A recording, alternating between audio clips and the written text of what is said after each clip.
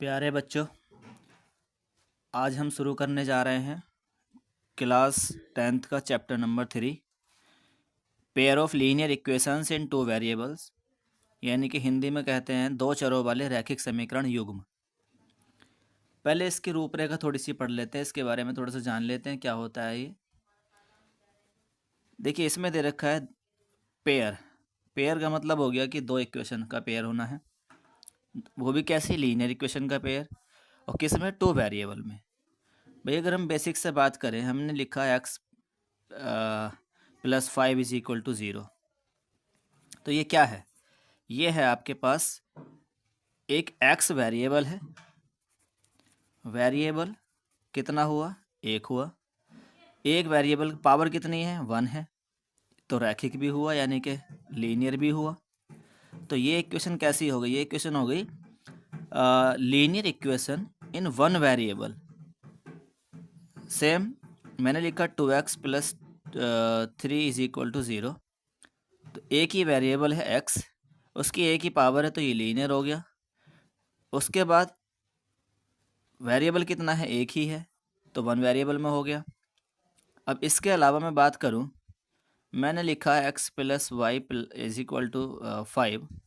तो ये क्या होगा? एक वेरिएबल तो x है, दूसरा वेरिएबल y है, तो कितने वेरिएबल हो गए? 2 वेरिएबल हो गए। वेरिएबल की पावर कितनी है? यहाँ पे भी 1 है, यहाँ पे भी 1 है। तो इसका मतलब ये क्या हो गया? ये लीनियर भी हो गए। तो हम क्या कह सकते हैं कि ये जो इक्वेशन थी x + y = 5, ये लीनियर इक्वेशन थी। किस में थी? टू वेरिएबल में थी। यदि मैं लिखूँ x + y + z = 0, तो 1 वेरिएबल, 2 वेरिएबल, 3 वेरिएबल। अल्फ़ाबेट में जितने भी होते हैं उसको हम वेरिएबल के फॉर्म में लिखते हैं, और डिग्री या पावर इनकी जितनी होती है 1 होती है, सबकी 1 होनी चाहिए, तो ये लीनियर हो जाता है। तो ये लीनियर इक्वेशन हो गई किस में? 3 वेरिएबल में। समझ आ रही होगी बात। इसी तरह से हम नेक्स्ट चैप्टर में पढ़ेंगे। जैसे मैंने लिखी है कि इक्वेशन x² + 2x + 4 = 0।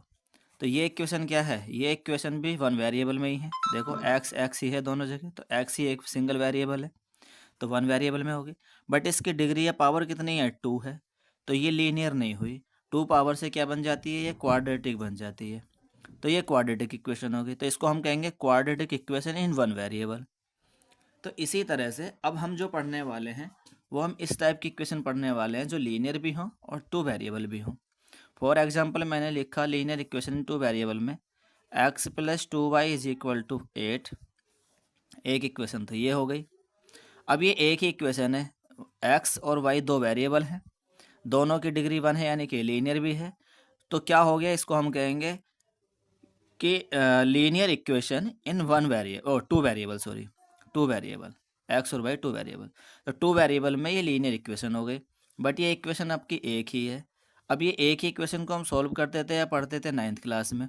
अगर मैं इसके जैसे एक और इक्वेशन लिख दूँ, फॉर एग्जाम्पल मैंने ये लिख दी, प्लस लगाओ या माइनस कोई फ़र्क नहीं पड़ता, किसी भी तरह से इक्वेशन हो सकती है। अब ये एक इक्वेशन में ये लिख दी, देखो टू वेरिएबल हैं, दोनों की पावर डिग्री 1 है, तो इसलिए ये लीनियर भी हो गई। तो ये हो जाएगी आपकी दूसरी इक्वेशन सेम। इसको हम क्या कहेंगे? इसको भी हम लीनियर इक्वेशन इन टू वेरिएबल कहेंगे। बट ये एक इक्वेशन ये है, एक इक्वेशन ये है, दोनों को अगर हम एक साथ मिला दें तो ये क्या कहलाएगा? आपका ये पेयर कहलाएगा। तो इसको हम क्या कहेंगे? लीनियर, ये हो जाएगा आपका पेयर। पेयर किसका हो गया? लीनियर इक्वेशन का। कितने वेरिएबल में? टू वेरिएबल में। तो हम इसको क्या कहेंगे? ये है आपका the pair of linear equation in two variable, यानी कि दो चरों वाले रैखिक समीकरण युग्म। युग्म मतलब पेयर। तो इस तरह से हम इसको समझ रहे थे। तो अब जो हम यहाँ पर पढ़ने वाले हैं वो हम यही पढ़ने वाले हैं। इस टाइप की दो इक्वेशन आपको दे रखी होंगी, या दी जाएंगी, या बनकर आएंगी। तो इन दोनों इक्वेशन को हम सॉल्व करेंगे।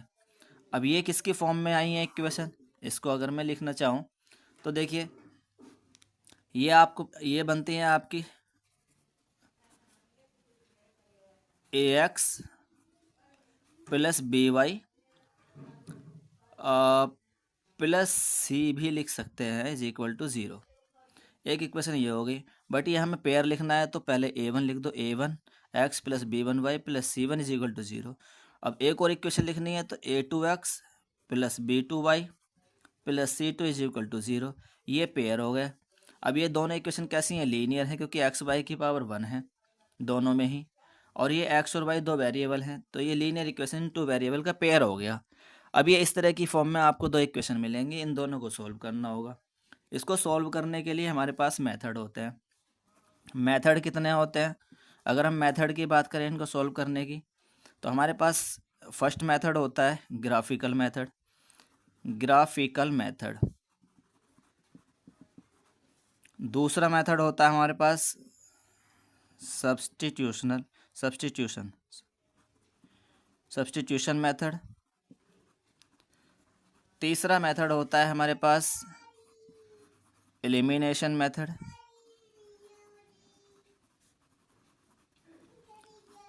और चौथा मेथड होता है हमारे पास क्रॉस मल्टीप्लिकेशन मेथड।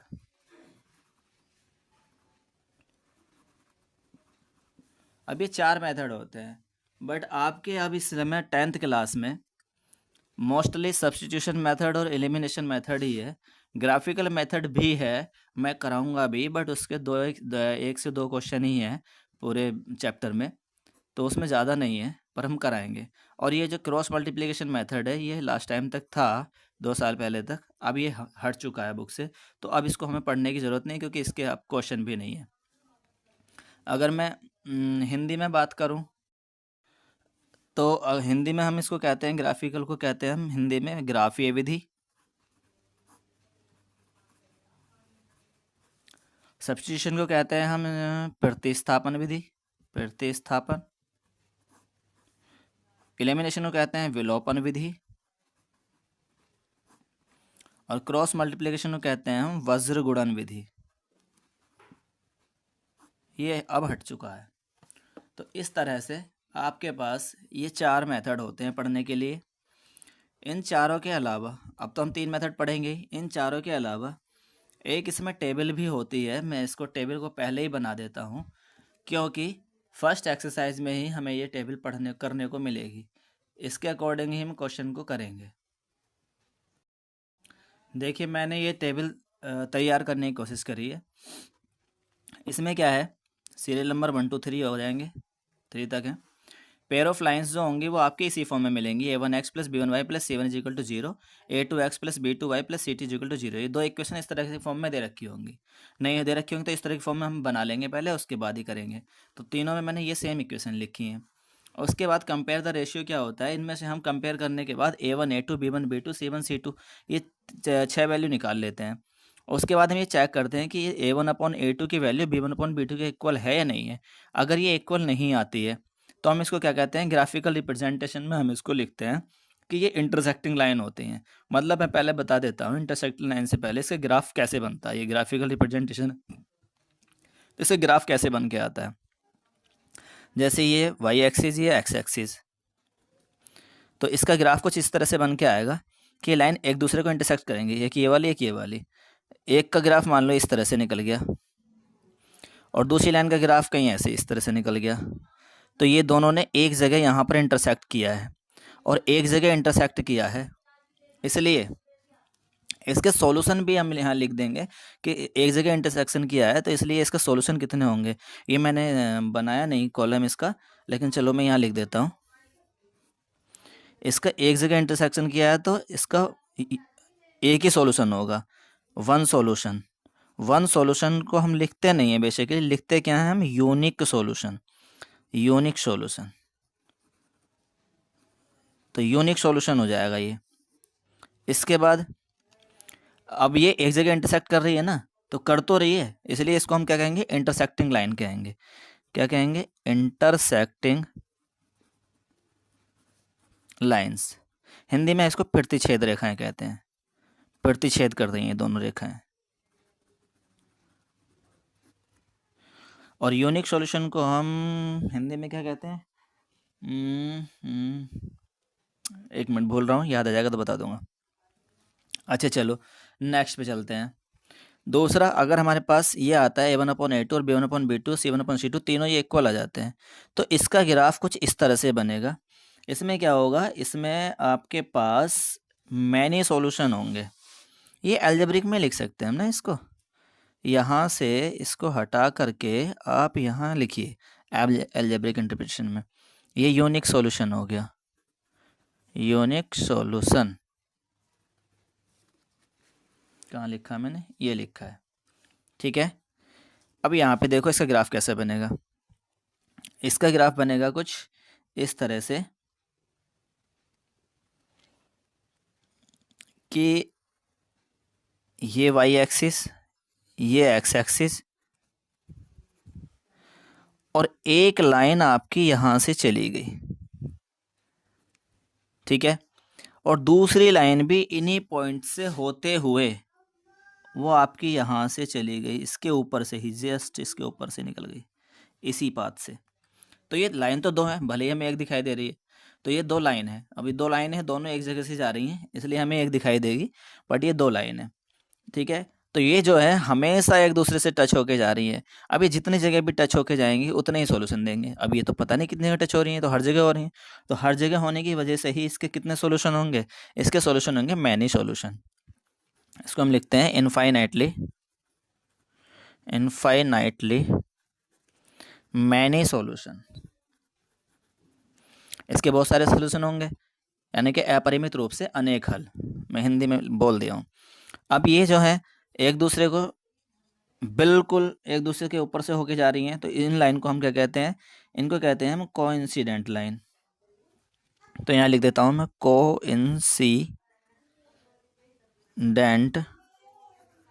लाइन, यानी कि हम इसको हिंदी में संपाती रेखाएं भी कह सकते हैं, संपाती रेखाएं। इसके बाद थर्ड नंबर पे आता है हमारे पास, यदि a1/a2 इक्वल है b1/b2 के और ये नॉट इक्वल है c1/c2 के, तब इस केस में हमारे पास किस तरह का ग्राफ आता है। तो ये x एक्सिस हो गया, ये y एक्सिस हो गया, और ये आपका ग्राफ जो आएगा इसमें कोई सॉल्यूशन नहीं होगा। कहने का मतलब है ये आपकी इस तरह से, जैसे मान लीजिए एक लाइन आपकी यहाँ से निकल के चली गई और दूसरी लाइन इसके जस्ट पैरेलल में यहाँ से निकल के चलेगी, क्योंकि ये कभी आपस में एक दूसरे को कहीं मिलेंगी ही नहीं, ये पैरेलल लाइंस हैं। कैसी लाइंस हैं, पैरेलल लाइंस हैं। मैं लिख देता हूँ पैरेलल, और पैरेलल लाइन यानी कि पैरेलल लाइंस को क्या कहते हैं, समांतर रेखाएं। ये समांतर रेखाएं हैं, ये एक दूसरे से कभी कहीं मिलेंगी नहीं, और जब ये मिलेंगी नहीं तो ये हल क्या निकालेंगी। कहने मतलब ऐसे ही समझो ना, देसी भाषा में मैं बताता रहा हूँ भाई। ये दोनों लाइन एक जगह मिली हैं, ये दोनों लाइन एक जगह मिली हैं, एक जगह एक बार बात हुई इनकी, तो इन्होंने एक सॉल्यूशन निकाल लिया, ठीक है, एक हल हो गया। ये आपकी हमेशा मिलती हैं, हमेशा एक दूसरे के साथ रहती हैं, और जितने बातों पे भी बात होती है इनकी, जितनी टॉपिक पे भी, वो हमेशा कोई ना कोई हल निकालती हैं, तो इसके बहुत सारे सॉल्यूशन निकलते हैं।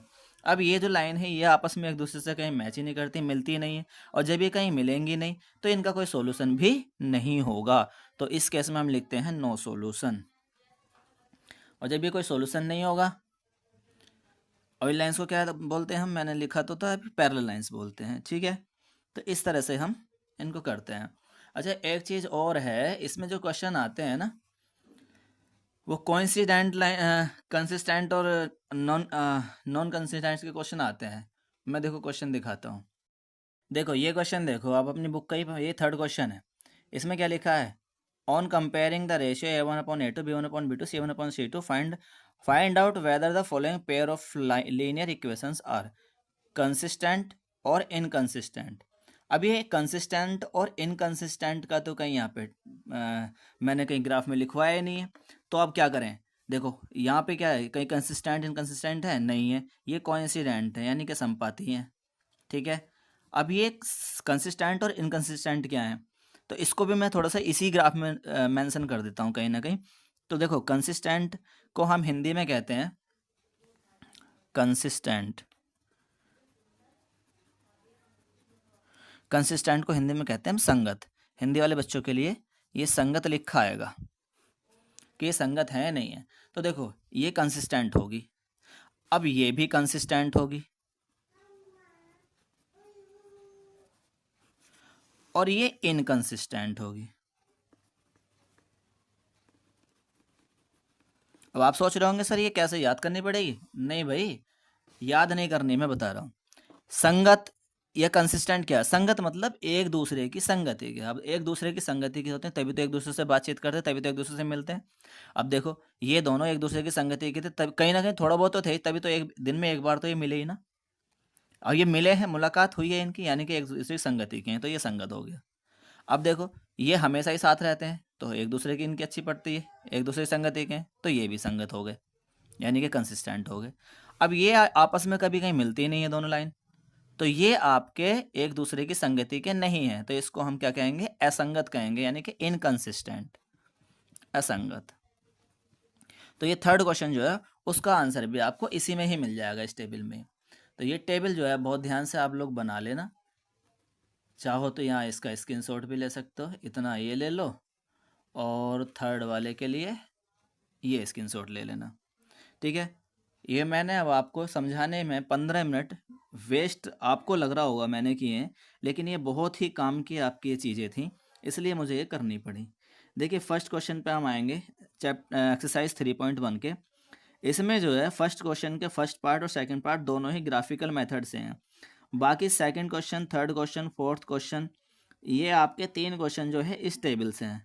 तो अब एक काम कर लेते हैं, हम फर्स्ट क्वेश्चन को ग्राफ कराएंगे ना, तो थोड़ा सा रोक लेते हैं। मैं पहले जो है ना, या तो मैं फर्स्ट क्वेश्चन कराऊँ और फर्स्ट के बाद फिर फिफ्थ कराऊँ, क्योंकि वो भी ग्राफ का है। 6 कराऊँ, 7 कराऊँ, या देखो फर्स्ट 5 6 7 ये पहले कराने पड़ेंगे, या फिर मुझे सेकंड थर्ड और फोर्थ पहले कराने पड़ेंगे।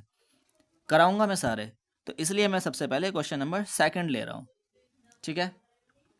देखिए क्वेश्चन नंबर आपका सेकंड कराता हूँ मैं, एक्सरसाइज 3.1 का। एक्सरसाइज 3.1 का क्वेश्चन नंबर सेकंड है। फर्स्ट को मैं बाद में लूँगा, पहले सेकंड थर्ड फोर्थ कराऊंगा, क्योंकि ये तीनों के तीनों आपके टेबल से हैं, जो मैंने टेबल आपको बना दी है, ठीक है। देखिए सेकंड क्वेश्चन क्या कहता है, on comparing the ratios A1/A2 B1/B2 C1/C2, यानी कि इनकी कंपेयर करने के बाद find out whether the lines representing the following pair of line linear equations, ये आपके लीनियर इक्वेशन क्या रिप्रेजेंट करेंगे? इंटरसेक्ट होंगे एक दूसरे से एट ए पॉइंट, एक पॉइंट पर, ये पैरेलल होंगी या आपकी कोइंसिडेंट होंगी। तो ये आपको मैंने अभी टेबल में बताया कि कौन सी लाइन किस तरह से किस वाले रिलेशन में होती है। मैं आपको फिर से याद दिला दूं, देखो A1/A2 not equal to B1/B2 आएगा, तो क्या होंगी? ये लाइन आपकी इंटरसेक्ट करेंगी, इंटरसेक्ट करेंगी। उसके बाद आपका अगर A1/A2 equal to B1/B2 equal to C1/C2 आएगा, तो ये लाइन आपकी कोइंसिडेंट होंगी। यदि आपके पास A1/A2 equal to B1/B2 not equal to C1/C2 आएगा, तो ये लाइन आपकी पैरेलल हो जाएंगी। ये तीनों चीज़ें मैंने उस टेबल में लिखवाई थी, ठीक है। मैंने फिर भी इस क्वेश्चन के आगे यहाँ एक बार लिख दी है, ठीक। तो चलिए हम क्वेश्चन को स्टार्ट करते हैं। जैसे हमारे पास फर्स्ट पार्ट है 5x minus 4y plus 8 is equal to 0, ये इक्वेशन 1 हो गई। और सेकंड इक्वेशन आपकी 7x plus 6y minus 9 is equal to 0, ये आपकी इक्वेशन 2 हो गई।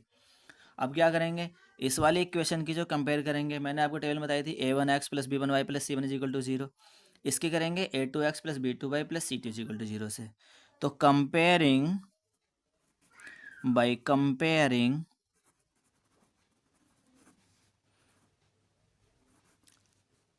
Of equation 1 to A1x plus B1y plus C1 is equal to 0 and equation 2 की कंपेयर करेंगे A2x plus B2y plus C2 is equal to 0 से। तो अब हमें क्या क्या मिलेगा, देखो A1x, तो A1 यहाँ देखो इसकी पहले वाली इक्वेशन की इससे कंपेयर करेंगे, तो x का कोफिशिएंट A1, x का कोफिशिएंट यहाँ 5, तो A1 की वैल्यू कितनी होगी? 5। यहाँ B1 है y के कोफिशिएंट, यहाँ y का कोफिशिएंट -4 है, तो साइन सहित लेते हैं, चिन्ह सहित, तो B1 की वैल्यू कितनी होगी? -4। यहाँ C1 है कांस्टेंट, या 8 है कांस्टेंट, तो C1 की वैल्यू कितनी होगी? 8। अब सेकंड वाली इक्वेशन की इस वाली की करेंगे, इससे सेकंड से कंपेयर, तो x का कोफिशिएंट 8, x का कोफिशिएंट 7, तो A2 की वैल्यू होगी 7।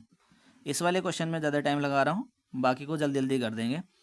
B2 की जगह यहाँ पर इस इक्वेशन में 6 है, तो B2 की वैल्यू कितनी होगी, 6 हो गई।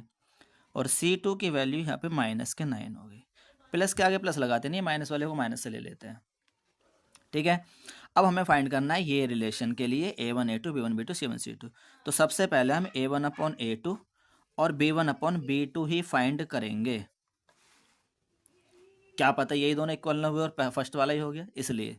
तो A1 की वैल्यू 5, A2 की वैल्यू 7, 5/7 आ गई। B1/B2, B1 की वैल्यू -4 और B2 की वैल्यू 6।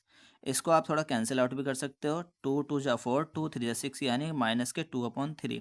अब देखो A1/A2 की आई है 5/7, B1/B2 की आई है -2/3। ये आपस में खुद ही बराबर नहीं है। जब ये इक्वल नहीं है तो ये फर्स्ट वाली कंडीशन लग जाएगी ना कि A1/A2 not equal to B1/B2। तो ये लाइन कैसी कहलाई जाएंगी, ये इंटरसेक्ट कहलाई जाएंगी। बस खत्म कहानी। तो देखो हम यहाँ लिख दे रहे हैं, here A1/A2 is not equal to B1/B2। ये दोनों इक्वल नहीं है, तो इसलिए लाइंस नहीं, पेयर ऑफ लाइंस लिख दो या इक्वेशन लिख दो। पेयर ऑफ लीनियर इक्वेशन लिखो या पेयर ऑफ लाइंस लिख दो। पेयर ऑफ लाइंस इंटरसेक्ट करेंगी, इंटरसेक्ट एट ए पॉइंट, एक पॉइंट पर इंटरसेक्ट करेंगी। ये आपका आंसर हो गया, ठीक है, समझ में आई होगी। सेकंड क्वेश्चन देख लो। सेकंड पार्ट क्या है, 9x + 3y + 12 is equal to 0। अब थोड़ा सा स्पीड में करेंगे। 18x + 6y + 24 is equal to 0। Equation 1, equation 2 compare करिए। By comparing equation 1 to A1x + B1y + C1 is equal to 0, and equation 2 की कंपेयर करनी है to A2x + B2y + C2 is equal to 0 से। तो A1 कितना है 9, B1 कितना है 3, C1 कितना है 12, A2 कितना है 18, B2 कितना है 6, C2 कितना है 24। तो अब A1/A2 फाइंड करेंगे, B1/B2 फाइंड करेंगे। तो A1 कितना है 9 और A2 18। इसको कैंसिल करेंगे, 9 1 जा 9, 9 2 जा 18, 1/2 आ गया। B1/B2 3/6, ये भी कैंसिल करके 1/2 आ जाएगा। ये दोनों इक्वल है, इक्वल है तो हम तीसरे पे भी जाएंगे, यानी कि C1/C2 पे भी जाएंगे। तो C1 कितना है आपके पास 12 और 24, 12 और 24 ये भी कैंसिल हो जाएंगे 1/2। तो ये तीनों के तीनों कैसे हुए, ये तीनों के तीनों इक्वल हुए। और जब तीनों इक्वल होंगे तो कंडीशन कौन सी बनेगी हमारी, टेबल में लिखी हुई है ये वाली बनेगी, बीच वाली। A1/A2 equal to B1/B2 equal to C1/C2। और ये क्या कहलाएंगे, कोइंसिडेंट कहलाएंगे। तो मैं यहाँ पे लिख देता हूँ, हेयर A1/A2 इक्वल है B1/B2 के, इक्वल है C1/C2 के। सो क्या हो जाएगा, पेयर ऑफ लाइन्स या linear equation, pair of lines are कैसी होंगी, कोइंसिडेंट,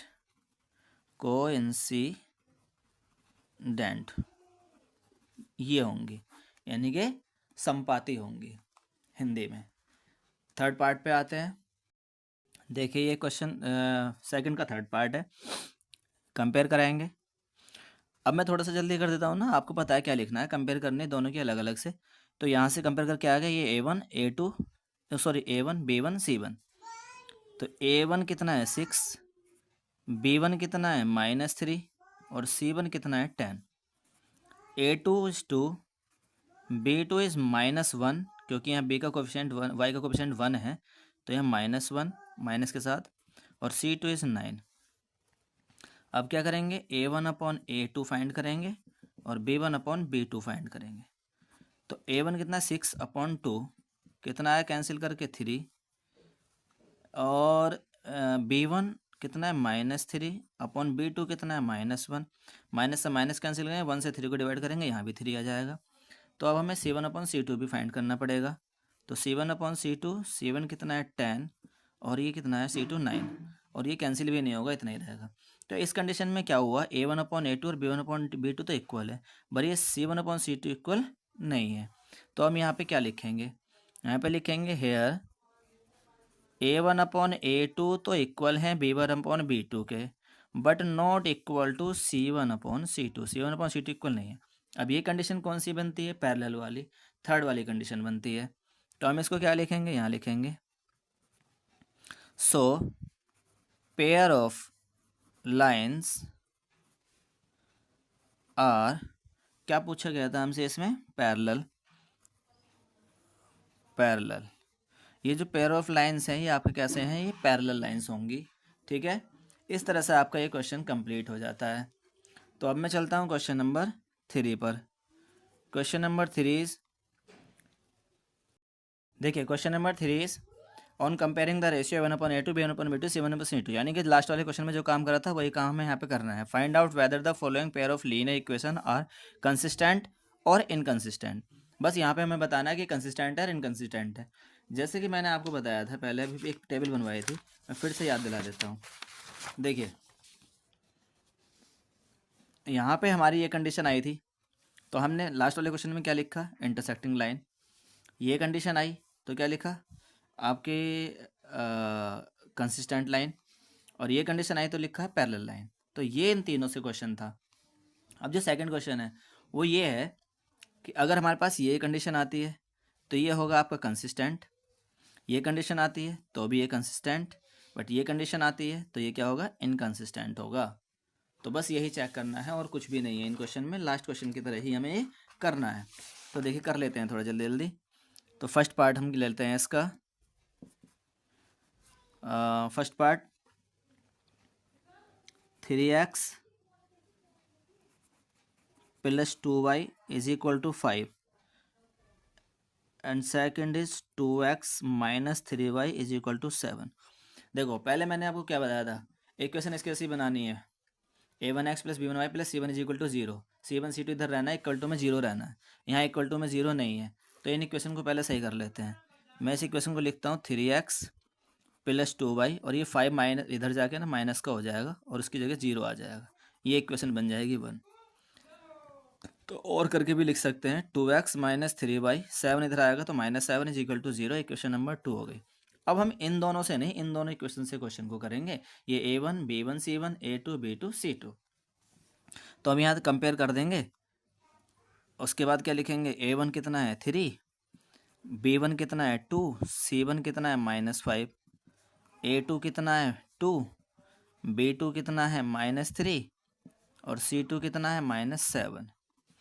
बस अब क्या करना है, वही काम, पहले a1/a2 फाइंड करना है, फिर b1/b2 फाइंड करना है। ज़रूरत पड़े तो c1/c2 करेंगे, वरना नहीं करेंगे। तो a1 कितना है 3, a2 कितना है 2, तो 3/2। b1 2 है और b2 आपका -3 है। तो ये आपस में खुद ही इक्वल नहीं है। जब यही दोनों इक्वल नहीं है तो हमें आगे बढ़ने की ज़रूरत ही नहीं है। तो हम यहाँ क्या लिखेंगे, यहाँ लिखेंगे here a1/a2 is not equal to b1/b2। और जब ये कंडीशन आएगी तो हमने क्या बताया था, हमने ये बताया था कि पेयर ऑफ लाइंस जो लीनियर इक्वेशन आपकी क्या होंगे, कंसिस्टेंट होंगी, क्योंकि ये एक जगह आपको प्रतिच्छेद करेंगी, यानी कि आपको ये इंटरसेक्टिंग लाइन कहलाएंगी। तो ये इसकी संगति की होंगी, यानी कि कंसिस्टेंट होंगी। तो यहाँ लिखेंगे pair of lines, pair of lines या पेयर ऑफ लीनियर इक्वेशंस। चलो पिछले वाले में लाइंस लिखा था, यहाँ लीनियर लाइंस लिख दो, क्या फ़र्क पड़ता है। Pair of lines are consistent, यानी कि संगत है। बस इतना सा क्वेश्चन है। इसी तरह से इसका हम सेकंड पार्ट कर लेते हैं। इसमें पार्ट भी 5 है। सेकंड पार्ट है 2x - 3y = 8। और तो ये दोनों इक्वेशन मैंने लिख लिए हैं। अब देखो इस इक्वेशन को भी पहले मैं सही से लिखूंगा, 2x - 3y, 8 को इधर ले जाएंगे, -8 = 0। और इस इक्वेशन को लिखेंगे तो 4x - 6y, 9 इधर आएगा, -9 = 0। अब ये आपकी इक्वेशन 1 और ये इक्वेशन 2 हो गई। फिर वही करेंगे by comparing a1x + b1y + c1 = 0 and a2x + b2y + c2 = 0 से। तो ये a1 कितना हो जाएगा आपका 2, B1 कितना हो जाएगा -3, C1 कितना हो जाएगा -8, A2 कितना हो जाएगा 4, B2 कितना हो जाएगा -6 एंड C2 कितना हो जाएगा -9। अब क्या करें, पहले तो A1/A2 और B1/B2 फाइंड करेंगे। तो A1/A2 यानी कि 2 और A2 4, तो 2/4 कैंसिल आउट करेंगे 1/2। B1/B2 यानी कि -3 और B2 कितना -6, माइनस से माइनस जाएगा, 3 1 3, 3 2 6, यानी कि ये भी 1/2। ये दोनों इक्वल हैं, इसलिए हमें आगे बढ़ना पड़ेगा, C1/C2 पे जाना पड़ेगा। C1 कितना है -8 और C2 कितना है -9। ये माइनस से माइनस कैंसिल हुआ, 8/9 ही रहेगा, यानी कि ये दोनों तो इक्वल है, तीसरा इक्वल नहीं है। तो हमारे पास यहाँ क्या कंडीशन आएगी, हेयर कंडीशन बनती है कि A1/A2 is equal B1/B2 but not equal to C1/C2। और ये पैरेलल लाइंस में होता है। और पैरेलल लाइंस जो होती है ना हमारी, वो लाइंस ऐसे करके नहीं चली जाती हैं, एक दूसरे से मिलती नहीं है कहीं भी। और जब मिलती नहीं है तो क्या होता है, कोई सोल्यूशन भी नहीं होता। जब सोल्यूशन भी नहीं होता, मिलती भी नहीं है, तो उसकी संगति की भी नहीं है, यानी कि कंसिस्टेंट भी नहीं है। तो ये क्या हो जाएंगे, इनकंसिस्टेंट हो जाएंगे। तो हम यहाँ लिखेंगे pair of lines are inconsistent. ये हो गया आपका सेकंड पार्ट। थर्ड पार्ट पे चलते हैं। देखिए थर्ड पार्ट ये लिखा हुआ है 3/2x plus 5/3y is equal to 7, 9x minus 10y is equal to 14। ये इक्वेशन तो ठीक है, इस इक्वेशन को तो सिर्फ इतना करना है हमें कि 9x माइनस 10y और 14 को इधर लाएंगे, -14 इज इक्वल टू 0। ये तो अपनी फॉर्म में हो गई। लेकिन इससे पहले हमें क्या करनी है, ये वाली इक्वेशन भी इस तरह की बनानी है। तो इसको हम क्या करें, पहले तो 2 और 3 यानी ना अपॉन में, तो ये एलसीएम ले लो, 6 आ जाएगा। और 2 3 6, 3 3 9x प्लस 3 2 6, 2 5 10y is equal to 7। Cross multiply कर दो, 9x plus 10y is equal to 6 7 जा 42। अब क्या करेंगे, 9x प्लस 10y और 42 माइनस के इधर आ जाएंगे, इज इक्वल टू 0। अब ये बन के आई है इक्वेशन नंबर 1। तो ये इक्वेशन नंबर 1 हो जाएगी। इसकी कंपेयर करेंगे और इसकी कंपेयर करेंगे। तो इसकी कंपेयर करेंगे बाय कंपेयरिंग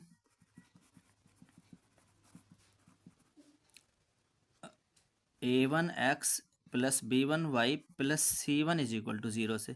तो ये A1 की वैल्यू 9 हो गई, B1 की वैल्यू 10 हो गई और C1 की वैल्यू -42। यहाँ पर क्या करेंगे, बाय कंपेयरिंग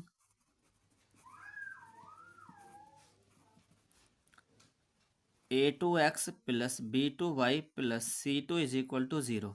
तो यहाँ पर A2 की वैल्यू कितनी हो गई, A2 की वैल्यू होगी आपकी 9, B2 की वैल्यू होगी -10 और C2 की वैल्यू होगी -14। देन अब हम यहाँ चेक करेंगे क्या, A1/A2 और B1/B2। पहले इन्हीं को देखेंगे। तो A1/A2, A1 कितना है 9, A2 कितना है 9, 9/9 कैंसिल आउट 1। B1/B2, B1 कितना है 10, B2 कितना है -10। तो ये क्या हुआ भाई, 10 तो होता है, बट यह माइनस का है 1, ये प्लस का 1 है, तो ये दोनों इक्वल नहीं है। और जब ये दोनों इक्वल नहीं है तो हम ये क्या लिखेंगे, हम ये लिखेंगे here A1/A2 is not equal to B1/B2। जब ये कंडीशन होगी तो कंसिस्टेंट नॉट या इनकंसिस्टेंट। देखिए इस किस तरह कंडीशन होगी, फर्स्ट पार्ट हमने करा था, इंटरसेक्टिंग लाइन होंगी, कंसिस्टेंट होगा। तो हम यहाँ लिखेंगे pair of lines are consistent. ये आपका सॉल्यूशन हो गया। इसी तरह से next part, question number 4। Fourth part क्या है, फोर्थ पार्ट है 5x minus 3y is equal to 11 and 10x, ये 10x है तो -10x है, -10x plus 6y is equal to -22। एक बार चेक कर लेता हूँ क्वेश्चन को मैं सही से। ये है आपका आपका फोर्थ पार्ट है ये, 5x minus 3y is equal to 11 और -10x plus 6y is equal to -12। बिल्कुल सही है। तो देखिए इसमें भी हम क्या करेंगे, पहले इस इक्वेशन को लिखेंगे हम 5x माइनस 3y और 11 इधर आएगा, -11 is equal to 0, equation number 1। And second is -10x plus 6y और 22 को इधर आएंगे, प्लस के 22 इज इक्वल टू 0, ये इक्वेशन 2 हो गई। और वही बाई कंपेयरिंग करेंगे सब चीज़ लिखेंगे, मैं सारा नहीं लिख रहा हूँ।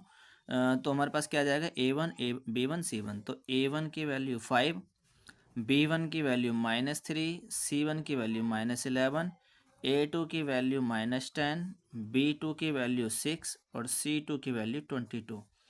फिर क्या करेंगे, A1/A2, देन A1/A2 और B1/B2 पहले फाइंड करेंगे। तो A1/A2, A1 कितना है 5, A2 कितना है -10। तो 5 1 जा 5, 5 2 जा 10, यानी कि -1/2।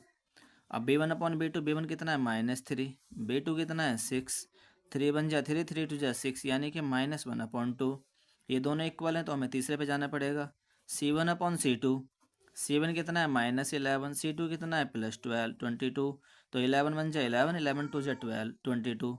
तो ये क्या हो जाएगा -1/2। ये भी तीनों क्या आई हैं, इक्वल आई हैं। तो ये तीनों इक्वल हैं तो हम क्या लिखेंगे, here A1/A2 equal to B1/B2 equal C1/C2। So क्या हो जाएगा, पेयर ऑफ लाइन्स क्या होंगी, जब ये तीनों इक्वल हैं तो ये आपकी होंगी ये आपकी जब तीनों इक्वल हैं तो कोइंसिडेंट लाइन होंगी, संपाती रेखाएं। अब ये कोइंसिडेंट होंगी तो एक दूसरे से हमेशा मिलकर चलेंगी।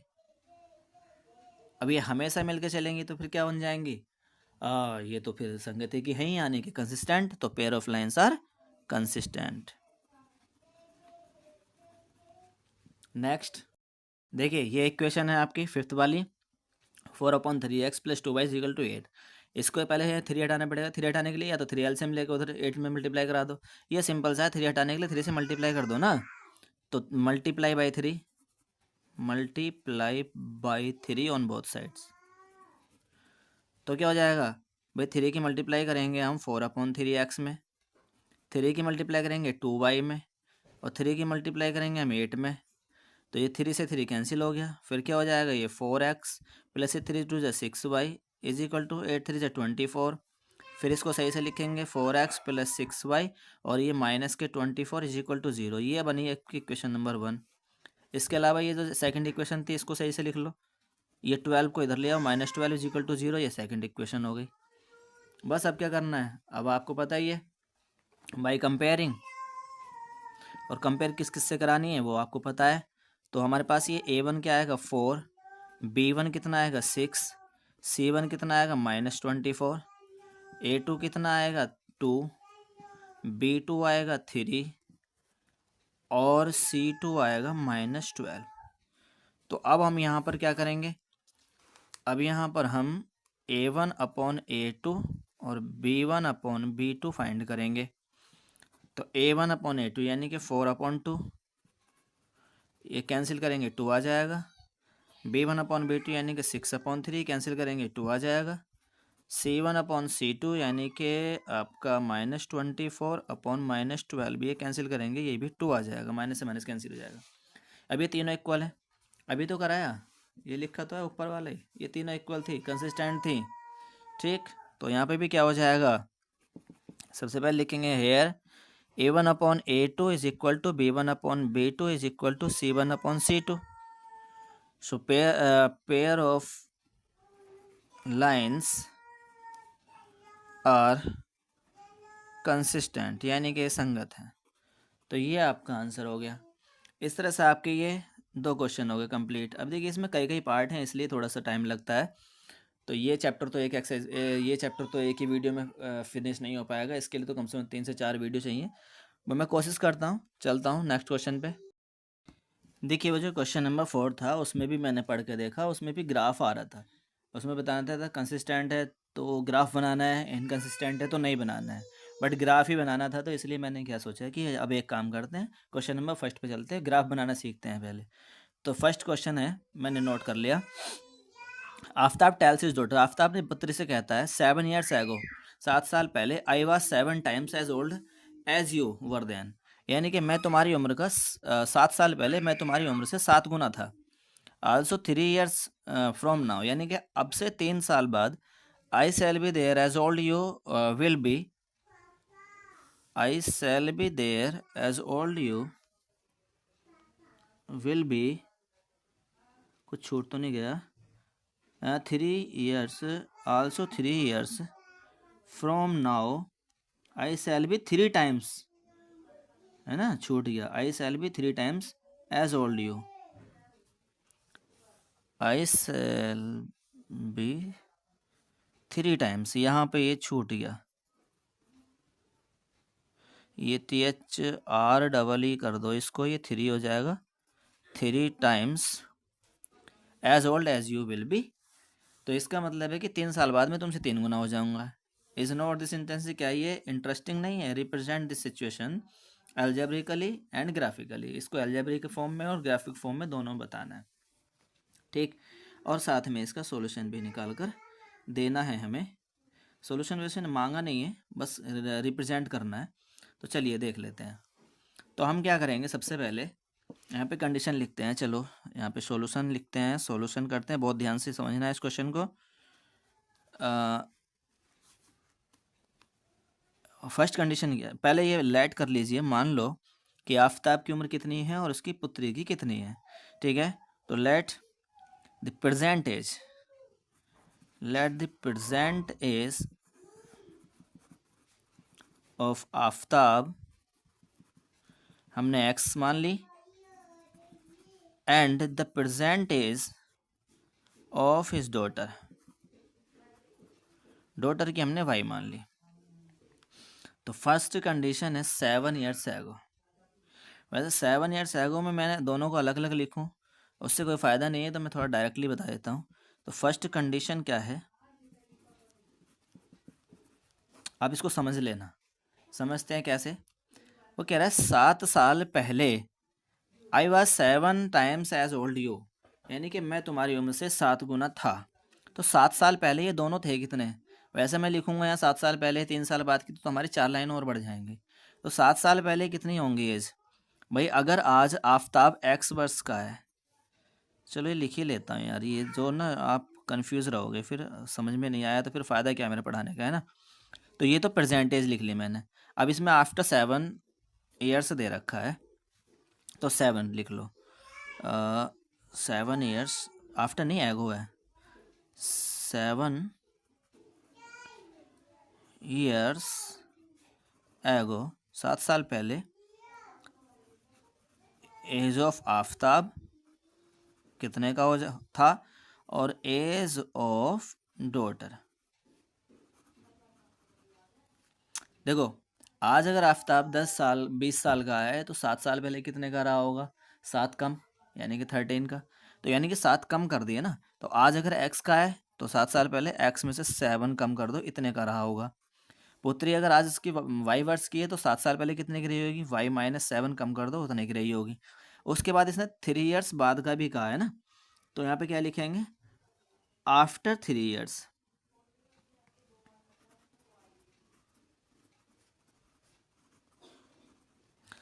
तो 3 ईयर्स बाद क्या हो जाएगा? एज ऑफ आफताब, आफताब की एज कितनी हो जाएगी? ये 6 लाइन में तरीके से लिख सकता था, लेकिन मैं कन्फ्यूजन में रहा, मैं डायरेक्ट कराने के चक्कर में था। तो एज ऑफ आफताब, आफताब आज x वर्ष का है, तो 7 साल बाद कितने का हो जाएगा? 7 साल और जुड़ जाएंगे उसकी लाइफ में। और एज ऑफ डॉटर,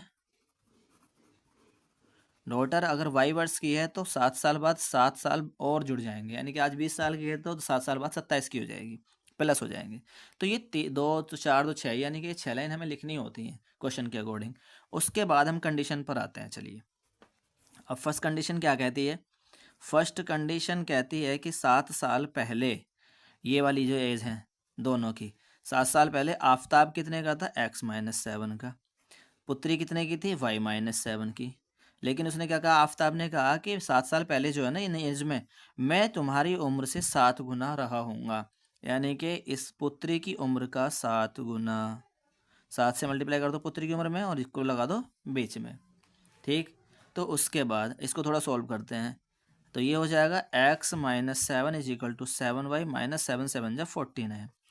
फिर x और 7y को इधर लेके आओ, -7y माइनस 7, 49 भी इधर ले आओ, या फिर 49 को मैं उधर लेकर जाऊँ। हाँ चलो, अब तो कंपेयर करनी नहीं है, तो 7 को उधर लेके जाओ, इज इक्वल टू 7 इधर के प्लस का हो गया -49, x minus 7y is equal to ये बचेंगे -42। ये आपकी इक्वेशन हो गई 1। अब सेकंड कंडीशन क्या है?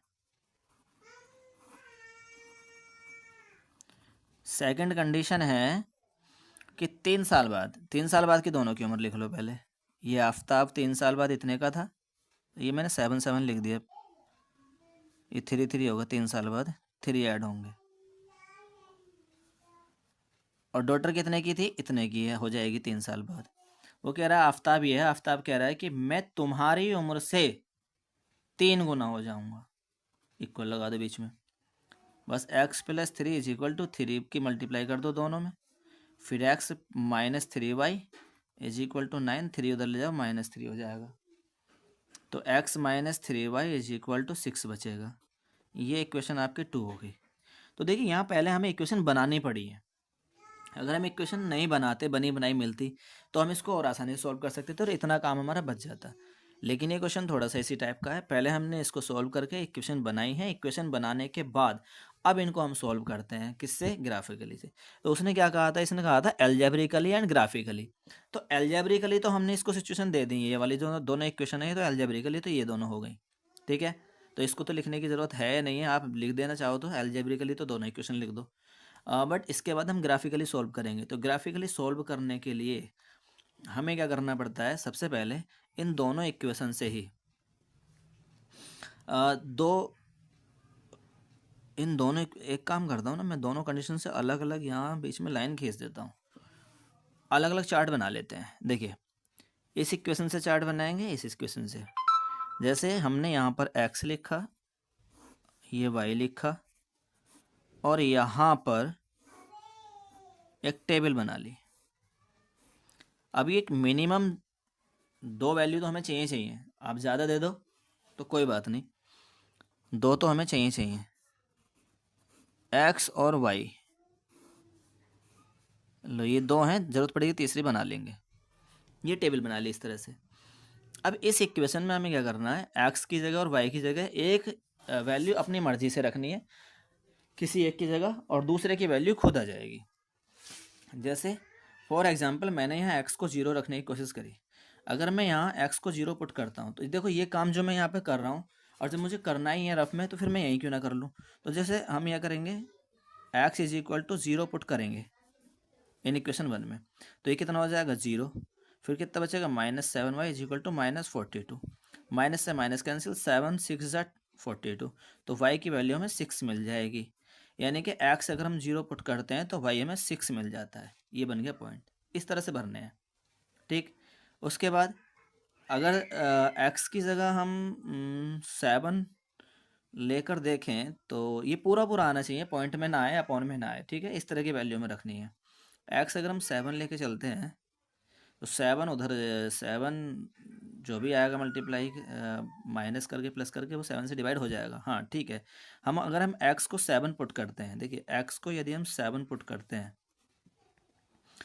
पुट कर सकते हैं, पुट x = 7, तो कितना हो जाएगा, ये देखो 7 - 7y = -42।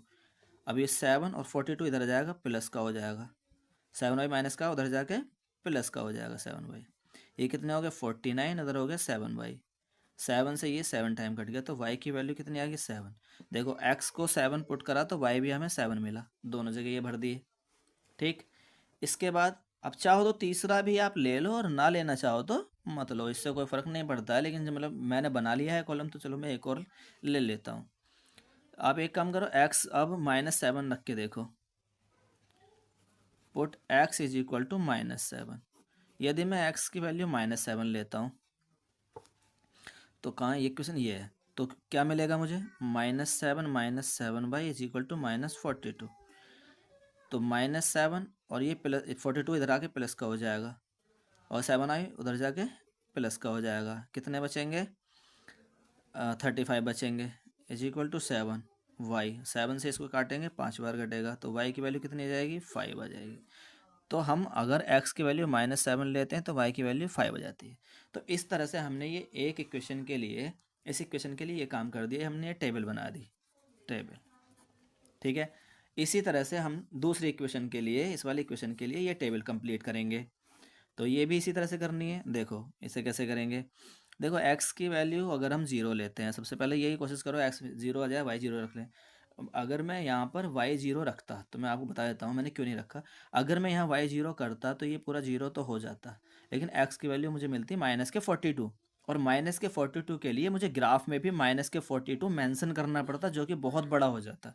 इसलिए हमें ये भी अवॉइड करना है कि ज़्यादा बड़ी नंबर ना हो, इतना ही आसपास का रहे जिससे हमारा काम चल जाए। तो x0 ले लो, x0 पुट करा हमने, देखो यहाँ पे काम हो जाएगा हमारा। x0 पुट करेंगे, x यदि हम 0 रखते हैं तो ये कितना हो जाएगा, 0 - 3y इज इक्वल टू 6, और 3 2 जा 6, और y की वैल्यू हो जाएगी माइनस उधर पहुँच जाएगा -2। ये मिल गई। कितना आसान सा हो गया ना। अगर हम y0 पुट करते हैं, y को अगर हम 0 लेके देखें इसमें यहाँ पे, तो कुछ ज़्यादा बड़ी वैल्यू नहीं है ना 6, इसलिए ले रहा हूँ मैं। यदि मैं y को 0 ले लेता हूँ तो कितना हो जाएगा, x माइनस ये y की वैल्यू 0, 0 की वैल्यू 3 में, 0 की मल्टीप्लाई 3 में करेंगे 0 हो जाएगा सब कुछ, तो ये पूरा 0 हो जाएगा। ये लें 3y इज इक्वल टू 6, तो x कितना आएगा, 6 आएगा। ये भी सही है। अब इसमें 3 पॉइंट है, इसमें 2 है, चलो एक और ले लो, लेना चाहो तो, वरना काम हमारे इससे हो जाएगा। तीसरा पॉइंट अगर आप लेना चाहो तो आप एक काम करो, x को आप क्या रखो, 6 उधर जाके 12 हो जाएगा।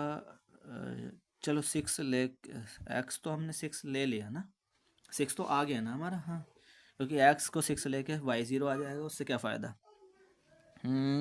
तो एक काम करो, कुछ और ले लो, x को आप 3 ले लो, 3, और इधर जो है ये 3 बचेगा, कैंसिल आउट हो जाएगा। तो ठीक है, x को हम 3 पुट करते हैं, तो कितना हो जाएगा, 3 - 3y is equal to 6, -3y is equal to 6, और 3 माइनस का हो जाएगा उधर जाके, -3y इज इक्वल टू 3, और 3 से 3 कैंसिल, 1 टाइम y की वैल्यू माइनस उधर पहुंच जाएगा -1। तो ये हमें x की वैल्यू 3 पुट करके y मिला -1। तो ये जो 2 टेबल हैं हमारी, यही हमारे बड़ी काम की हैं। 9th क्लास में भी हम एक टेबल बनाते थे, एक ही ग्राफ बनाते थे। यहाँ पे 2 इक्वेशन है, दोनों के अलग अलग टेबल बनाएंगे, दोनों के अलग अलग ग्राफ बनेंगे। तो यहाँ पे मैं ग्राफ बनाने की कोशिश करता हूँ। देखो, सबसे पहले हम क्या करेंगे, लाइंस खींचेंगे x एक्सिस और y एक्सिस की। ठीक, देखो ये बहुत है क्या, इतना ही। चलो x एक्सिस, ये आपका x एक्सिस, ये आपका y एक्सिस, ये x डैश, ये y डैश, ये आपका 0 होता है। अब जितने भी नंबर हमने ग्राफ में उसमें टेबल में आए ना हमारे, तो उसके अकॉर्डिंग ही हम रखेंगे। जैसे हमने यहाँ पर क्या आए हैं, देखो 0 7, x लाइन पे तो मैक्सिमम है 7 और मिनिमम है -7। ठीक है, तो x लाइन पे +7 और -7 तक हमें जाना पड़ेगा। किस तरह से, जैसे ये 1 2 3 4 5 6 7, इधर -1 -7 तक जाना है, -2 -3 -4 -5 -6 -7, और भी आगे कर सकते थे इस एक्स एक्सिस को, एक्स डैश को। इसके अलावा हम पहले फर्स्ट वाला के अकॉर्डिंग रख रहे हैं, वाई वाले में हमें क्या चाहिए, 6 7, यानी कि हमें मैक्सिमम 7 चाहिए, और माइनस में कुछ नहीं है, 7 चाहिए, हाँ 7 चाहिए। तो ऊपर y में भी हमें 7 चाहिए, तो इसका मतलब हमने यहाँ पे थोड़ी सी मिस्टेक कर दी, हमें y को ऊपर ले जाना पड़ेगा। देखो 1 2 3 4 5 6 7 यहीं आ रहा है, तो इस y को हम थोड़ा सा ऊपर ले जाएंगे इस तरह से। ठीक, तो यहाँ पर लिख देते हैं 1 2 3 4 5 6 7, ये हो गए। इसके अलावा अब यहाँ सेकंड वाले जो ग्राफ था, सेकंड वाला जो टेबल था ना हमारा, उस पर आ जाओ। सेकंड वाले टेबल में क्या है, एक्स पे तो 6 तक जा रहा है, चलो एक्स पे 6 तक जा रहा है, ये हमारा इसमें पहले से ही मेंशन है 7 तक। वाई पे हमारा -2 तक जा रहा है, और वाई पे हमारा -2 तक, वाई का माइनस हमारा नहीं है, तो यहाँ -2 तक हमें और लिखना पड़ेगा। तो यहाँ पे क्या करेंगे, -1 -2, वैसे तो -2 तक ही जाना है, लिख लिया मैंने -3, कोई फ़र्क नहीं पड़ता इससे। ठीक है, वो छोटा रहेगा ऐसे ही। चलिए इसको थोड़ा सा नीचे करना पड़ेगा। चलिए देखिए, अब मुझे क्या करना है, यहाँ से ना, अब मुझे यह टेबल लेनी है। अब मैं बार बार आपको इस तरह से दिखाऊंगा तो फिर थोड़ी सी प्रॉब्लम होगी। मैं कैसे करूँ, आप जो है ना लिख लेना। देखो मैं समझा दे रहा हूँ। पहला पॉइंट कितना है, पहला पॉइंट है हमारा 0 6। एक्स लाइन पे 0 जाना, वाई लाइन पे 6 जाना है। इस तरह से बढ़ते चले जाएंगे, एक्स पे 0 वाई पे 6। तो देखो एक्स लाइन ये है, एक्स का 0 ये है, वाई लाइन ये, वाई पे 6 कहाँ है, यहाँ पर है। इस 0 से 6 को मिलाएंगे तो यहाँ पॉइंट बनेगा आपका 0,6, यहाँ पे पॉइंट बनेगा। ठीक, एक पॉइंट मिल गया। दूसरा पॉइंट 7,7, एक्स पे भी 7 वाई पे भी 7। देखिए एक्स पे 7 ये है, वाई का 7 ये है। अब इसको ऐसे ही नहीं मिला देना। अब वाई के 7 को तो हम आगे तक इस तरह से लेके जाएंगे, एक्स के 7 को हम ऊपर लेके जाएंगे, और जहां पर ये दोनों इंटरसेक्ट करेंगे इस पॉइंट को बोलेंगे हम 7,7। नेक्स्ट थर्ड पॉइंट है -7,5। तो -7 एक्स पे और वाई पे 5। तो एक्स लाइन पर -7 ये है, वाई लाइन पे 5 ये है। तो क्या करेंगे, -7 को तो हम ऊपर लेकर जाएंगे इस तरह से, और 5 को हम इधर लेकर आएंगे इसके पास। लाइन थोड़ी सी टेढ़ी हो गई है तो यहाँ पर लगभग बन के आएगा। मैं तो बिना स्केल के बना रहा हूँ। तो ये आएगा पॉइंट -7,5। ये तीसरा पॉइंट आ गया।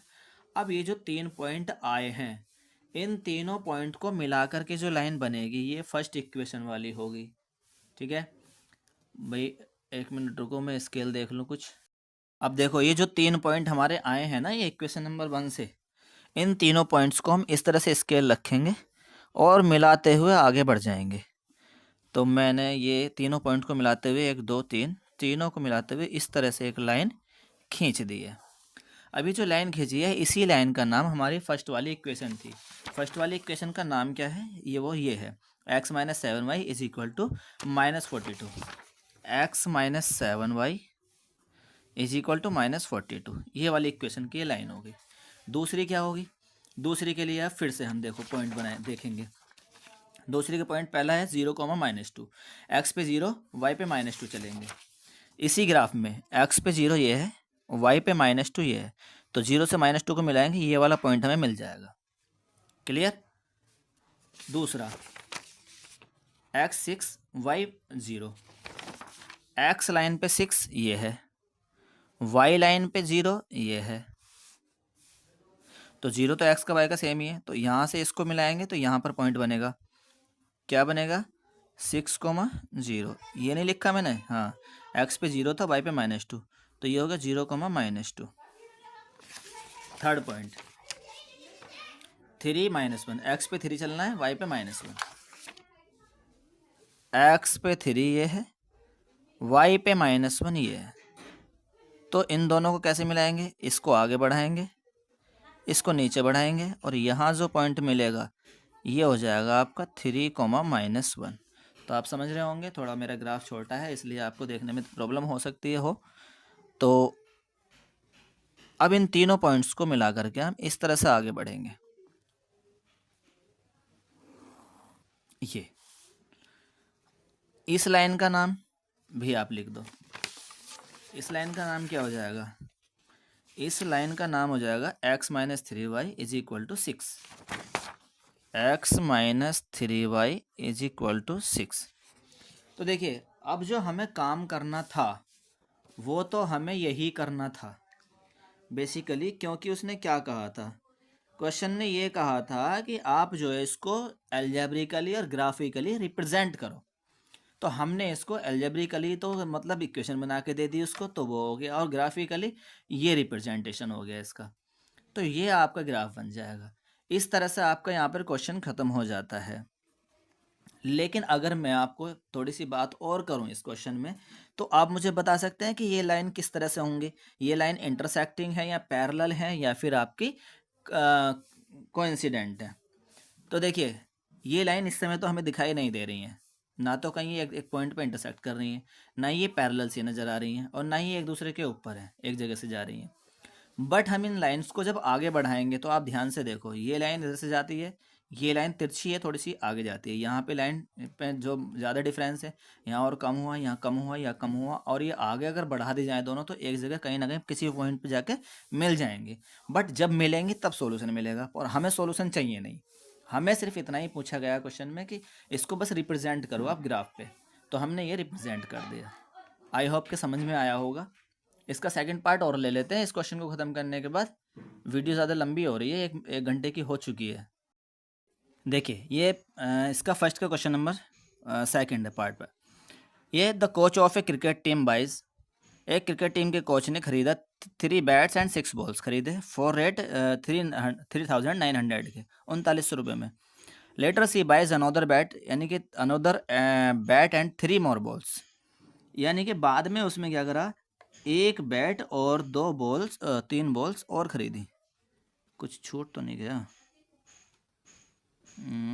Another bat and 3 more ball, हाँ ठीक है, एक बैट और खरीदा, अनोदर बैट मतलब एक बैट और खरीदा है, और 3 बॉल और खरीदी हैं द सेम काइंड, यानी कि उसी रेट में, और ये 1300 रुपये में खरीदे हैं।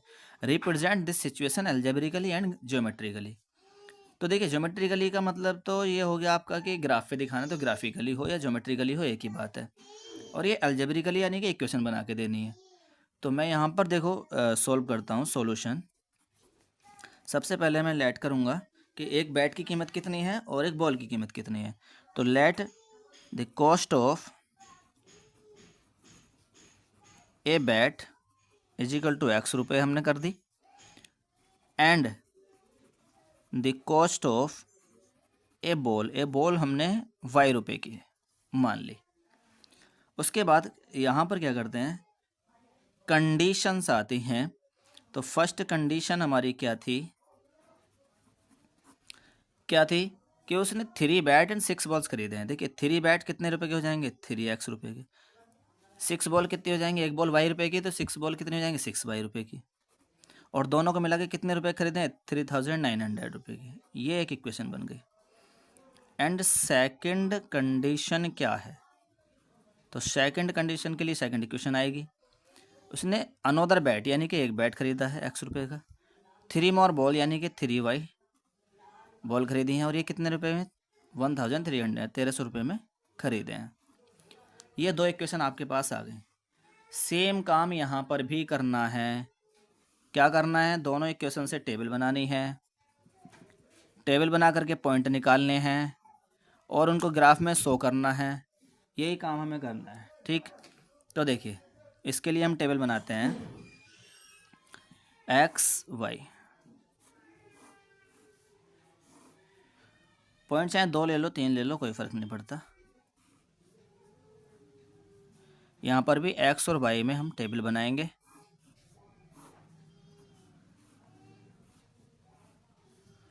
ठीक, देखो अब यहाँ पे ये 3,900 ये वैल्यू अपने आप में बहुत बड़ी है, तो यहाँ पे जो हमारे पास वैल्यू आएंगी ना, हमें बड़ी बड़ी रखनी है और बड़ी बड़ी लेनी पड़ेंगी। इस तरह से जो हमारा ग्राफ, हम इंटरवल इसका बढ़ा देंगे, कोई बात नहीं। वहाँ ऊपर वाले क्वेश्चन में 1-2 का लिया था, यहाँ पे 100 200 इस तरह का ले लेंगे। तो देखिए यहाँ पर अगर हम पुट करते हैं x 0 रखते हैं तो ये 0 हो गया, और 6 से ये पूरा कट जाएगा, क्या 6 36 3 बचे 30 6 पंजे 30, हाँ कट तो जाएगा, 650 आ रहा है। 650 आ रहा है, ठीक है। y को 0 रखते हैं तो 3 से ये कट जाएगा, ये कट जाएगा, 1300 आ रहा है बिल्कुल। लेकिन हमें ये ग्राफ फिर 1300 तक ले जाना पड़ेगा, ये तो करना पड़ेगा। तो आप छोटी वैल्यू के लिए क्या कर सकते हैं, देखिए छोटी वैल्यू रखेंगे आप, यहाँ पे x की जगह 300 रख दो, 900 हो जाएगा, घटाएंगे 300 3000 बचेगा, और ये 500 पे सिमट जाएगा, तो 300 और 500 भी आपके आ जाएंगे, ठीक। लेकिन अगर हम उसी बात पर जाएं कि हमें x0 और y0 रखने हैं, तो क्या होगा। आप कहोगे सर आप x0 y0 रखे थे पीछे, तो आप थोड़ा इजी सॉल्व कर पा रहे थे। तो देखिए थोड़ी सी वैल्यू बढ़ जाएगी, पर इतनी भी नहीं बढ़ेगी, वो 1300 तक जाएगी, कोई फ़र्क नहीं पड़ता। चलो कर लेते हैं, चलो x को 0 पुट करते हैं, put x is equal to 0 in equation 1, तो 0 हो गया, ये कितना बचा 6y इज इक्वल टू 3900। 6 से इसको कैंसिल करोगे कितना जाएगा, 6 छंग 36, 3 बचा 30, 6 पंजे 30 और ये 0, यानी कि y हमारा 650 आ गया। तो 650 आ गया x 0 रखने पे। अगर हम y को 0 रखते हैं, put y is equal to 0, तो y को 0 रखते हैं तो ये कितना हो जाएगा 0, ये बचेगा 3x इज इक्वल टू 3900। 3 से इसको कैंसिल करेंगे 1300, x की वैल्यू कितनी आएगी 1300। तो ये इसकी वजह से मैं कह रहा था कि ये 1300 ज़्यादा जा रही है। कुछ और भी रखना चाहो आप, कुछ और रख के देख लो। ये मैंने दिखा तो दिया आपको, चलो कुछ और रख के देख लो। आप x को 300 रखो, कितना जाएगा, x को 300 रखोगे आप, अच्छा ये तो वैल्यू लिख लो 130, x को 300 रखोगे आप तो 3 into 300 plus 6y is equal to 3900, ये कितना हो जाएगा 6y इज इक्वल टू 3900, और ये हो जाएगा 3 3 900, और ये उधर जाएगा माइनस हो जाएगा 900, तो 6y कितना आ जाएगा 3000। 6 से इसको कैंसिल करेंगे 500, यानी कि y की वैल्यू आ गई 500। y 500 आया कब, जब हमने x को 300 पुट करा, तो ये हो जाएगा। चलो ये तीन ही रहने दो। इसके बाद इधर आ जाओ, इसमें एक क्वेश्चन में x को 0 पुट करेंगे आप, तो ये 0 हो जाएगा, लेकिन ये 3 से 1300 कटेगा नहीं पूरा, तो जब ये पूरा डिवाइड नहीं होगा तो इसको x 0 रखने का कोई फ़ायदा नहीं है। y 0 रखें, y 0 रखेंगे तो ये 1300 तक जाएगा, तो कोई बात नहीं, 1300 तो तुम्हारा वैसे भी जा ही रहा है। चलो y 0 रख लेते हैं, तो हम यहाँ पर यही सेम पॉइंट लेकर आएंगे, और सेम पॉइंट अगर हम लेकर आ रहे हैं तो फिर चलो इस एक तो ले ही आओ, कोई बात नहीं। y को रखो आप 0, put y is equal to 0, तो x इज इक्वल टू कितना हो जाएगा आपका, ये तो पूरा 0 हो गया, तो ये 1300 बचा।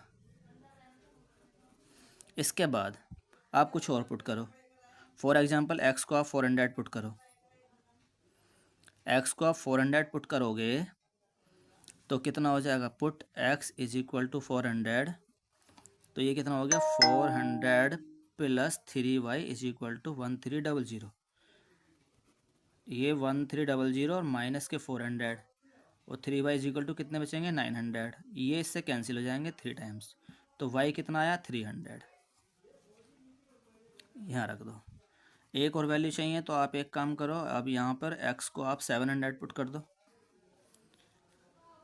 तो x को आप 700 पुट करोगे, इधर देख लो, तो 700 plus 3y is equal to 1300, तो 3y इज इक्वल टू हो जाएगा 1300 और माइनस के हो जाएंगे 700, और 3y इज इक्वल टू कितने बचेंगे 600, 3 से कैंसिल 2 टाइम्स 200, y की वैल्यू कितनी आएगी 200, y 200 आएगा कब, जब x को हमने 700 पुट करा। तो ये हमारे पास दोनों टेबल कंप्लीट हो गए। अब इसके बाद इन दोनों टेबल से हम क्या बनाएंगे, ग्राफ बनाएंगे। फिर वही थोड़ा सा गड़बड़ हो गई कि इधर टेबल है और उधर ग्राफ है, ये दोनों एक साथ दिखाई नहीं देंगे, दिखाई दे जाएंगे। अब ये दूसरे पेज पे बनेगा तो मैं ऊपर रख दूंगा। चलिए देखिए, यहाँ पर हम लाइन खींचते हैं एक्स एक्सिस और वाई एक्सिस की, और ये हमें काफ़ी दूर तक जाना है, 1300 तक जाना है। तो इसका मतलब अगर 100 गैप भी लिया हमने, और ये 1300 वैल्यू किसकी है, एक्स की है, और वाई की कितनी है मैक्सिमम 650, तो वाई की कम और एक्स की ज़्यादा चाहिए, और माइनस की कोई नहीं है, तो इसलिए हम थोड़ा सा इसको इधर बनाएंगे, क्योंकि प्लस में ही हमें सारी वैल्यू चाहिए, तो ये थोड़ा सा देखना पड़ता है।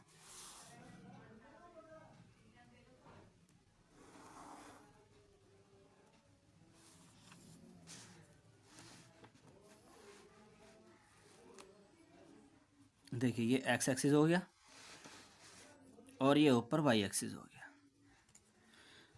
और ये यहाँ पर 0 हो गया, ये वाई डैश, ये एक्स डैश। अब देखो हमें कहाँ तक जाना है, हमें एक्स लाइन पे जाना है 1300 तक, और इधर भी 1300 तक मैक्सिमम जाना है। तो हम 100 गैप ले ले रहे हैं, 1 2 3 4 5 6 7 8 9 10 11 12 13 लिख दो इस पे 100 200 300 400 500 600 700 800 900 1000 1100 1200 1300 बस यहीं तक जाना था। और वाई लाइन पे हमें कहाँ तक जाना है 650 बस मैक्सिमम 650 है तो गैप तो हमें वही लेना पड़ेगा 100 का इधर भी तो 100 200 300 400 500 600 700 क्योंकि बीच में आएगा 650 जो हमें चाहिए। ठीक इतना काफ़ी है। अब देखिए अब हमें क्या रखने पॉइंट्स। पहला पॉइंट है एक्स और 650 एक्स पे 0 देखिए एक्स लाइन ये है एक्स लाइन पे 0 और वाई लाइन पे 650 तो यही पॉइंट मिलेगा हमारा। यही क्या हो जाएगा हमारा यही हो जाएगा हमारा 0,650। दूसरा पॉइंट 1300 और 0 एक्स पे 1300 एक्स पे 1300 ये है वाई का 0 ये है मिलाएंगे यहीं आएगा कितना बनेगा 1300, 0। तीसरा पॉइंट क्या है 300 500 एक्स पे 300 ये है वाई का 500 ये है तो इसको हम थोड़ा आगे बढ़ाएंगे और 300 को हम ऊपर ले जाएंगे। ये विदाउट स्केल थोड़ी सी लाइन टेढ़ी हो गई है बट मैं बता दूंगा कहाँ पे आएगी ये। देखो ये तीसरा पॉइंट यहाँ पर आएगा।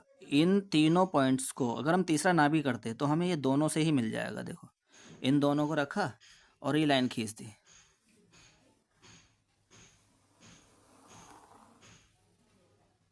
ठीक। तो ये तीसरा पॉइंट आपका यहाँ पर मिलेगा।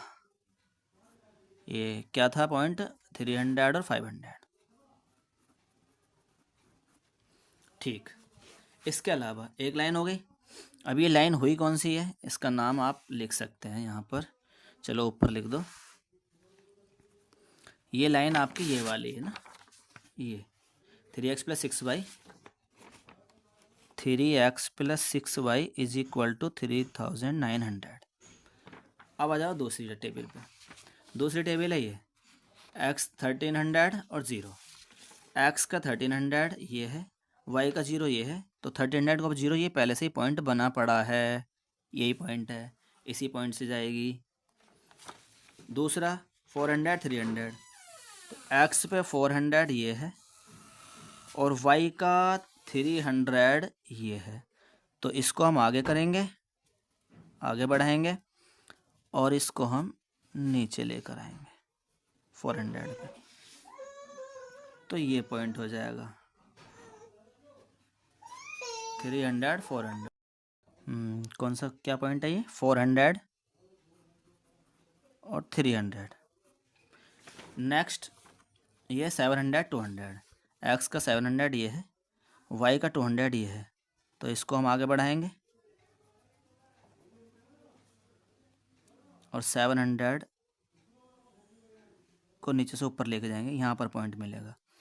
ये कितना हो जाएगा 700 और 200। तो अब ये जो 3 पॉइंट आए हैं इसके इन तीनों को भी आप स्केल से मिला दो। कौन कौन से हैं वैसे तो हम ये वाला पहला पॉइंट और ये वाला पॉइंट ही मिला देते। ये देखो तो तीसरा पॉइंट भी खुद ब खुद वो खुद मिल जाएगा वहीं से होके जाएगा ठीक। तो ये हम यहाँ से कर देते हैं इस लाइन को ड्रॉ इस तरह से। तो ये वाली लाइन आपकी ये हो जाएगी। इसका नाम क्या होगा इसका नाम होगा x + 3y = 1300 x + 3y = 1300। ये दोनों लाइन आपकी ये देखो ये दोनों लाइन आपकी बन गई हैं ड्रॉ कर दी हमने एक ही ग्राफ पे। अब देखो यहाँ पे साफ साफ आपको सॉल्यूशन भी दिखाई दे रहा होगा यहाँ पे सॉल्यूशन भी दिखाई दे रहा होगा। यहाँ दोनों लाइन जो है ना ये वाली और ये वाली जो बनाई है ये एक पॉइंट पे इंटरसेक्ट करती हैं इस पे जिसका नाम है 300 और 0। इसका मतलब पता है क्या होता है इसका मतलब ये होता है कि x की वैल्यू 1300 है यानी कि बैट की जो कॉस्ट है वो 1300 है और बॉल 0 रुपये की है, बॉल की कोई कॉस्ट लगी नहीं है। ठीक है, तो यहाँ पे सॉल्यूशन भी आ जाएगा, बट वीडियो बड़ी हो जाएगी, उससे कोई फ़ायदा नहीं है। तो इसीलिए हम क्या करते हैं, इसको यहीं रोक देते हैं। वीडियो बड़ी हो रही है इसलिए इसको यहीं रोक देते हैं और हमारे यहाँ पर क्वेश्चन 1 2 3 कंप्लीट हो जाते हैं। आप कोशिश करना क्वेश्चन नंबर 4 को करने की, और क्वेश्चन नंबर 4 बाकी मैं नेक्स्ट वीडियो में लूँगा। 4 3 ले लिया हमने, हाँ 3 हो गया। क्वेश्चन नंबर 4 में नेक्स्ट वीडियो में लूँगा, क्वेश्चन नंबर 4 और 5 दोनों ये ख़त्म कर लेंगे। 4 5 6 ये भी 3 7 4 क्वेश्चन बचे हुए हैं, इसका मतलब एक वीडियो तो इनके चारों के लिए ही चाहिए, तो टाइम लगेगा इसमें, है ना। चलिए, जो हम नहीं बोल पाए थे अब बोल देते हैं। अगर आपको वीडियो अच्छी लग रही है, आपके कोई काम आ रही है, आपको लगता है कि हाँ शेयर करनी चाहिए, लाइक करनी चाहिए, तो आप बिल्कुल कीजिएगा। Thank you.